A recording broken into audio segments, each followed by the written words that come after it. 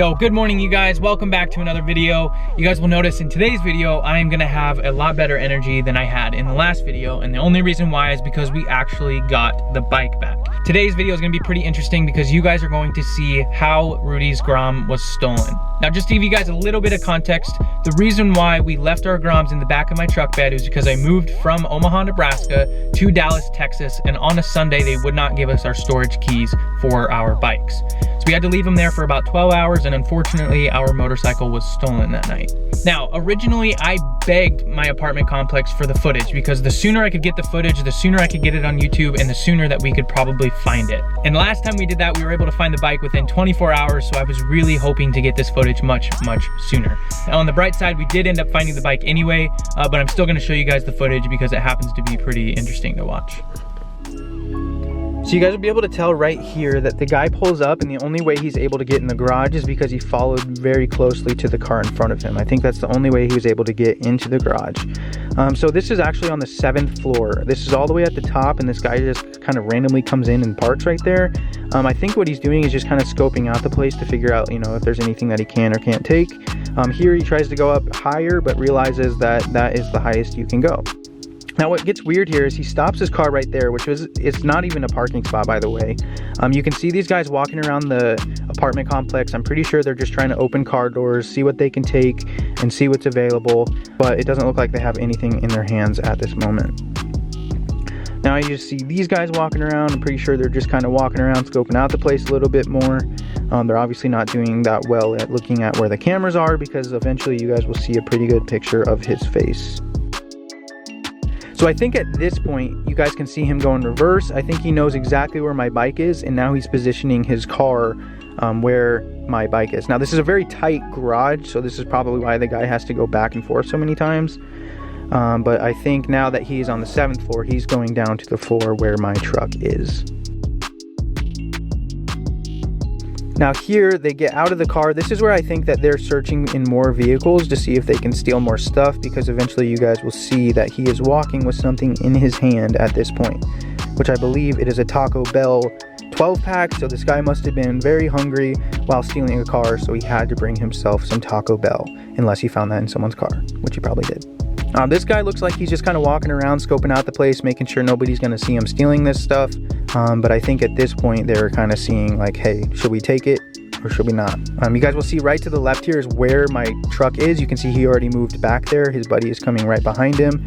And right there, I think, is where they were trying to pull the handle off. This is where you see my alarm goes off. I think that's when they tried to hotwire the vehicle. And you guys will kind of see that they like panic a little bit maybe and like walk away just to make sure that nobody heard it. But I think at this point the alarm is off. At this point I'm pretty sure that they were just stealing my motorcycle helmets and putting that in the car. Now you guys will see him, he's coming down, driving the car over. He's placing the car in a position where he can throw my bike in it. To throw a motorcycle in this car is actually unbelievable, and I'm surprised he pulled it off. So they get out of the car, they walk over to the truck, they pull my truck bed down because my dumb didn't lock it. They put my ramp in it, which was in my vehicle, by the way, so that's how they were able to get to the ramp. My bikes were so scrunched in there, I'm very surprised that they got that out with no problem. Obviously the ramp fell because these guys don't know how to move a motorcycle down the ramp. You guys will also see he has no idea how to push a motorcycle, and he's almost too short to get on the Grom, but he takes it downstairs and eventually comes back up for it later. The other guy takes the helmets out of the car, possibly moving them to another vehicle or something, or he was either making room for the motorcycle in the trunk. So after 20 minutes of playing with his dingleberry, he finally goes down into the car and down out to the street. But finally, here he is leaving, thinking that he is going to get away with it. So this was by far one of the craziest experiences that I have ever had with something getting stolen. We had been begging for the footage for so long because the sooner we could get it, the sooner we could get it to you guys, which would help us find the Grom much faster. And that was a very long process because they wanted to make sure that they could even let go of the footage due to like legal reasons and everything. Anyways, after they sent it to insurance, insurance was able to give it to us and we finally had the footage. But what sucked about this is we finally got the footage about 2 weeks later. The bike was stolen on February 7th, and on February 20th, which was yesterday, we got the phone call from the police saying that it was recovered. But they said that they recovered the bike on February 8th. That means it was a day after the bike was stolen.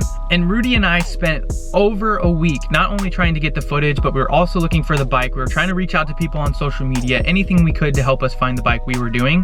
And it was all a complete waste of time because they had the bike the entire time. Now, to top it all off, we even called the police multiple times to give them the leads that we had, and they still didn't let us know that they had the bike. It took until February 20th for them to let us know that they've had it. So as you guys can tell, it has been a very frustrating experience the entire time. Now, because of you guys, we were actually able to figure out that the car that they were driving was also stolen as well. So I got in contact with the driver who owned the vehicle so that we could maybe team up together and help find each other's stuff. As of right now, I don't know if they recovered the vehicle. All I know is that they recovered our Grom. And then to make this situation even worse, they marked down Rudi's VIN for her car, which is what I'm in right now, and not for her motorcycle. So this is the only vehicle Rudi and I have been able to drive around now. So Rudi and I had been driving around in a stolen vehicle for the last, I think it was only a couple days before we were able to call them and let them know, like, yo, you guys have the wrong VIN number. But thank God we did not get arrested because that would not have been fun. All right, so now let's talk about the condition of the bike. We got the call from the police yesterday. They let us know that the vehicle was recovered on the 8th, and it was also in an accident. What's also super weird is the report also says that the bike is in great condition. So it's weird that it was in an accident, but it's also in great condition. So super confusing about that. I don't have any other information other than that. So that's as much as I know. So I will obviously keep you guys updated on the video, especially on Instagram. If you guys want to follow me there, follow Rudi as well. We will update you guys on all of this information, especially once we get her bike. So now that we got the bike back, I think the worst of it is gonna be my truck, and then we also lost all of our motorcycle helmets. So what really sucks is I can't really ride or anything for a little bit until I get my Rurik helmets back, and then I gotta put a setup in them as well. I'm gonna do that stuff as quickly as I can because I'm itching to ride here, guys. It's actually beautiful today, so I'm really looking to ride here as soon as I can. But anyways, guys, I mean, this situation could have been so much worse. They could have stolen my truck with all of the motorcycles. We could have gotten none of them back. I mean, it could have been one of the worst case scenarios ever. Thankfully, that didn't happen. Of course, we're gonna get trackers for the bikes. They actually have been on their way for a while now, so we're gonna get those. The bikes are all good. Obviously, that makes us a lot happier. And finally, guys, I really gotta thank you guys for all of the support during this. Obviously, this was tough for both of us, but you guys were also there to help us. I was able to find the stolen car because of that. I was able to get more information, more leads, so I can't thank you guys enough for all of your support, especially you guys with the big platforms out there like Stunt News, Killer Cam, Moto Bro. I know I'm forgetting a couple others, but they all are super helpful in helping me find my motorcycle. But one thing that's really nice, guys, we're finally settling in. We're actually really starting to enjoy this place, so I'm really excited for a lot of the content to come soon. Just know that the next video is probably going to be the condition of Rudi's bike if we can get that in time. And then following that, guys, we're going to be riding around Dallas. We're going to learn this place. We're going to find some fun places to ride. We're going to meet a lot of you guys around here. Just a lot of really cool content coming soon. We're also in a much better mood now that we don't have to worry so much about Rudi's bike. So good news, guys, finally some good news on this channel, and it's making me much happier because of it. But that's pretty much gonna do it for today's video. Once again, thank you guys so much. We probably have one of the best communities out there. Without you guys, all of this would have been so much harder. But again, guys, I can't thank you enough for watching today's video. If you guys could leave a like, that would be fantastic. Subscribe if you guys are new, and I will see you guys in the next one. Peace.